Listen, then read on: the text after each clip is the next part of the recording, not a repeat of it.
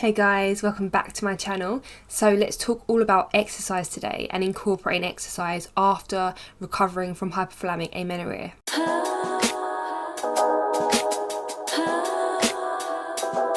So first of all, what does being recovered actually mean and look like? So it can look like lots of different things for different people, and you can still be really sensitive for quite a while after. But typically we're talking about 3 months, so 3 recovery periods. These periods need to be quite optimal, so they need to be within 25 to 35 days is preferable. The length of the periods needs to be more than 3 days, but not more than 7 days. We also want to make sure that you are ovulating during those times as well, because we can bleed and not have ovulated.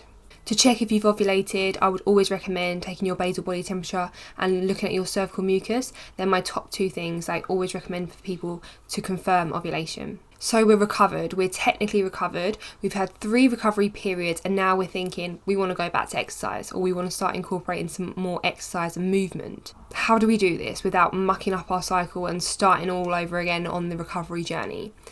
So first of all, I would ask yourself, why do you want to exercise? So is it just for health reasons, like you want to get stronger, fitter, you want to have that endurance, or is it literally just aesthetic reasons? So ask yourself that question, because if it's just purely aesthetics, you're thinking, I want to get rid of all this weight that I've gained, I hate my body, then nothing's going to change. You're going to be in that same rigid mindset as before, which we don't want. Now, I always encourage people to track their cycles. I think it's so important to get that information and to really see what your cycle is doing and what your body's telling you. So once you've incorporated a little bit of exercise, or you've changed this habit or this habit, you can see this potentially reflect in your cycle if you're tracking it.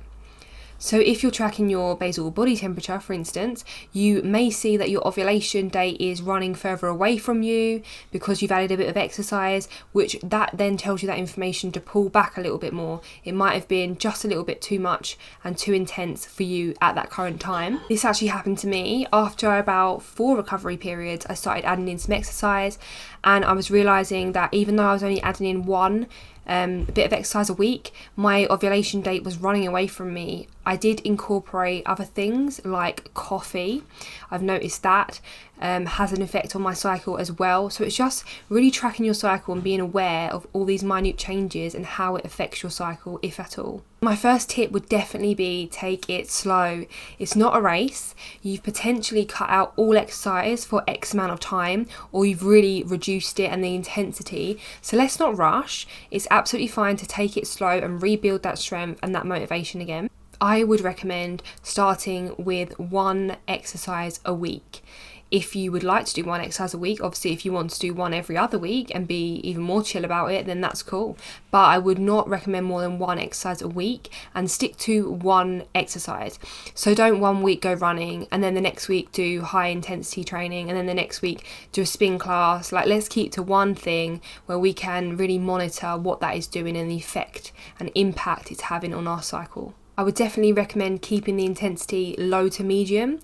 If you did want to do high intensity, if you're really itching to do it, I personally would recommend doing it once you have ovulated. Once you've confirmed you've ovulated via checking your cervical mucus and your basal body temperature, you know that you are going to be getting a period within roughly 2 weeks. So if you did want to do it, this is also a good time to do it, because your energy levels are usually much higher when you're ovulating. So check you've ovulated. Okay, you've ovulated. Maybe you want to add in a HIIT class then. It's so important to listen to your body. So we've got given this thing called hypothalamic amenorrhea. This has come into our lives for a reason. So it has told us to be more patient. It's told us to slow down. It's told us to trust in the process. So we don't want to go against our body. We want to try and listen to it again and tune in. On the days leading up to your period, your energy levels will most likely drop, especially during your period where your hormones are at their lowest. So tune into yourself and tune into your body. Do you want to be exercising that week of your period, or just a few days before your period? Most likely you won't want to be doing too much, maybe just some walking. So really honour that. It's so important to fuel your body as well. So think of it like a little sandwich. You want to make sure you're getting fuel before the workout, pre-workout, and after your workout. So sandwich your food in between your workout. Another tip is to warm up your body before doing any exercise, so it is getting ready and gets your body primed for it, and to cool down. This is something that I make sure I try and do mostly every leg session now, is to do a little cool down session to stretch out and really concentrate on my breath.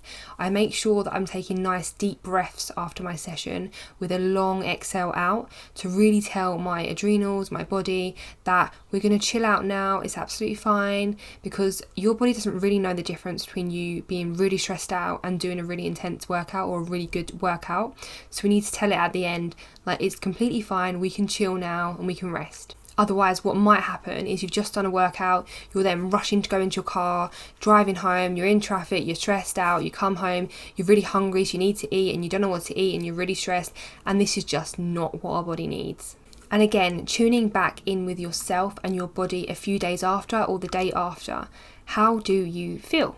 Do you feel exhausted and so achy? Maybe you've therefore pushed yourself a bit too hard. Are you feeling fatigued for days? This is kind of making you realise that maybe you did push yourself too hard, and we can just pull it back a little bit in the next workout. Having gone through the whole HA recovery process, you might even think totally differently towards exercise. I do now. I used to work out 4 to 3 times a week doing weight training. Now I do 1/2 times a week, and I'm not overly bothered about it. I really enjoy it now. I'm not like forcing myself. I actually really enjoy it, and I'm building up my strength again. So usually it will pivot your mindset towards it, and you don't have that massive firm grip on it as well. So enjoy your workouts, make sure you take it slow, and don't forget all of the lessons that you learned during recovery to tune into your body and listen to your body and trust again. Bearing in mind as well that you might not be at an optimal healthy state doing the exercising that you was doing previously. I don't know your situation, but that could have been the absolute core of why you've lost your period. There's obviously a few other reasons as well. But you may not get back to that stage and also have a healthy period. And you need to be okay with that, because obviously whatever you was doing, all encompassing whatever you was doing during that time you lost your period, we don't want to go back there. That wasn't healthy anyway. We need to make sure we are fueling, doing everything in the right, healthy, holistic manner going forward. So that pretty much sums up this video. If you have any other questions or any video requests, leave them down below or message me. And also, if you would like to follow me over on Instagram, I'm at whole.heartily.tash, and I'll see you on the next video.